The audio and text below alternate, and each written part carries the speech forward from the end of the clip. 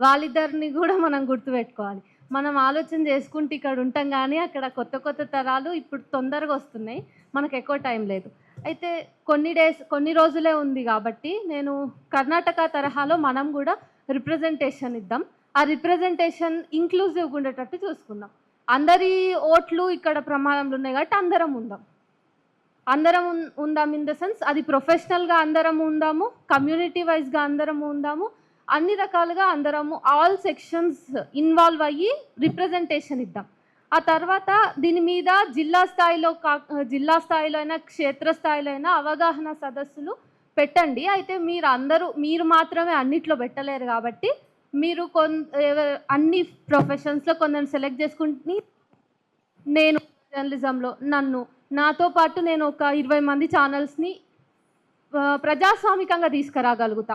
వాళ్ళు ఏ పార్టీలో లేకుండా ప్రజాస్వామికంగా మీరు మాకు శిక్షణ ఇవ్వండి. అట్లా ఇంకా వేరే ప్రొఫెషన్స్‌లో ఉన్న వాళ్ళకి శిక్షణ ఒకరోజు పెట్టుకొని ఎక్కడికక్కడ మనం టీమ్స్‌గా క్షేత్రస్థాయిలకి డిస్పర్స్ అయినప్పుడు ఈ విషయంలో మనం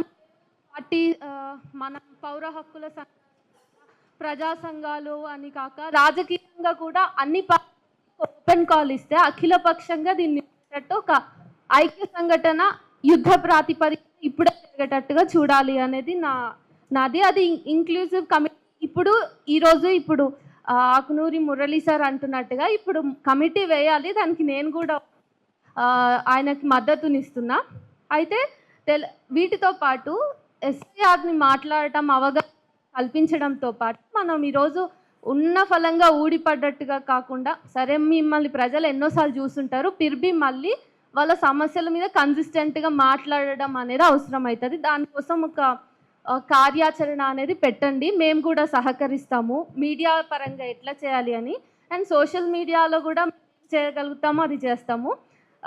అట్లానే ప్రతిపక్షం రాష్ట్రంలో కానీ దేశంలో కానీ కాబట్టి ప్రతిపక్షం అనేది చేతులు కూర్చున్నప్పుడు ప్రజలమే ప్రతిపక్షంగా అవతరించాలి అని చెప్పేసి దానికి మనం ఏం చేయగలుగుతామని మనం సీరియస్గా తీసుకుందాము, నవ్వులాటకు కాకుండా.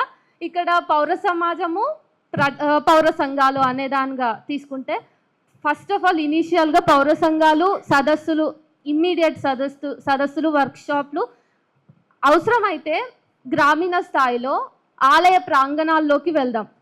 సరే నన్ను రానియరు, కొడతారు, అది వేరే విషయం. అట్లా మనందరికీ చాలా లిమిటేషన్స్ ఉంటాయి. కానీ వాళ్ళని మీరు అన్నట్టు ఇందాక ముస్లిమ్స్ ఓట్లు మాత్రమే పోతాయి అనేటటువంటిది చాలా మెజారిటీ పీపుల్లో ఉంది కాబట్టి వాళ్ళు ఉన్నారు.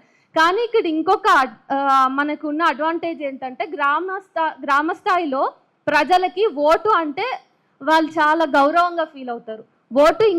ఓటు మాకు సీరియస్ అభిప్రాయం ఉంటుంది వాళ్ళకి ఓటు మీద. సో వాళ్ళకి ఓటు మీద అమితమైన గౌరవం ఉంది కాబట్టి దాన్ని మనం ఇప్పుడు క్యాష్ చేసుకోవచ్చు.